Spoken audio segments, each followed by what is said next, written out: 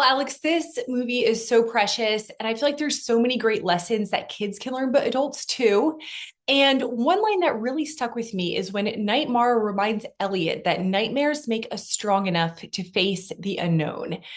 I love that line. How did that idea kind of shape the real stakes for Stevie and Elliot so that dream danger really matters?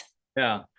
So I'm so glad that you pointed it out. It was one of the things, one of the original ideas that really inspired this film. I mean, I really made this film because I feel like there's so much pressure on people and kids to live these perfect lives and to make their dreams come true, especially in American culture.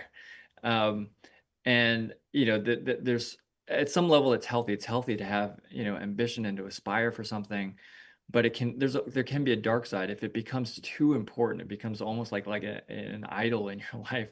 It can turn dark, and you can sort of lose um, a sense of like what's actually right and important in life, and you can neglect all these other aspects of your life. And conversely, with dreams, with nightmares, I feel like in the moments in my life that I've learned the most, or that I've grown the most, or that my relationships have been strengthened the most, is when I'm in my sort of darkest times, when I'm like things don't go the way that I want them to. It feels like I'm living a literal nightmare in my waking life. Um, but I've grown from it, I've learned from it, and it's prepared me for the future. And so I really wanted with this film to change the conversation around both dreams and nightmares and sort of add some more nuance and complexity to it, because I think it's a little bit too black and white, that we should always pursue our dreams no matter what in full force, and we should always avoid nightmares and see them in such a negative light. We see time and time again that that's not even healthy for kids, right? Yeah. Yeah. I mean, I think, there's again, like there's so much pressure on people to live these perfect lives. And when their lives don't turn out perfect, like, in social media, people are presenting these like fake versions of themselves. You feel like you're less than, or you feel like you're a failure, or feel like, something's wrong with you. And I just think that's not true. And so I really wanted to try and address that with this film. So Well, you did a fantastic job. And there's another scene where Night Mara reminds the kids that you get through chaos by finding something true and constant, something that's always been there. What universal truth did you hope families would recognize through this really kind of tender moment? yeah, I mean, the saying is that the only constant thing is life is change, and life is constantly changing, especially when you're young. Change happens so quickly. Um, but the constant thing is love, and your family and the people that you love and that love you in your life, and that's really what helps you get through the change.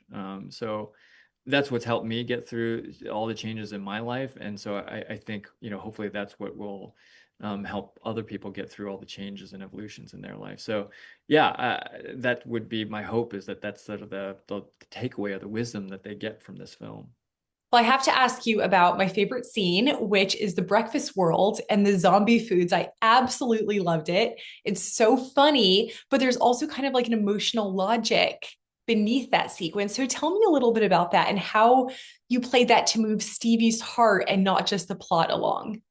That's a great question. So, yeah, I mean, what we try to do with this film is every single dreamscape that they visit is rooted in some sort of real world experience that they have, because that's kind of how dreams are for me, right? When I'm like going through my experience in the day, people, places, things that I encounter during the day end up in my dreams at night. And so I wanted to reflect that same dynamic in Stevie and Elliot's life. And the opening of the movie is this family breakfast, right? It's with Stevie and her parents. This is a recurring dream that she has. And that's very much drawn from my own life. Like when I was a kid, my mom would make us French toast every Sunday morning. We'd have family breakfast together. And that represents such a idyllic time in my life. And it really, food is so connected to memories and emotion. And French toast really feels like family to me. And so that's why when Stevie goes into the dream world, she sort of embraces the journey. Um, she's taken to a breakfast town, because breakfast represents like family to her and home to her. And then of course it turns into a nightmare. So that was the sort of the thematic and character logic behind it, and not just sort of the plot logic behind it. Thanks for watching. If you enjoyed this video, please like and subscribe for more Christ-centered journalism.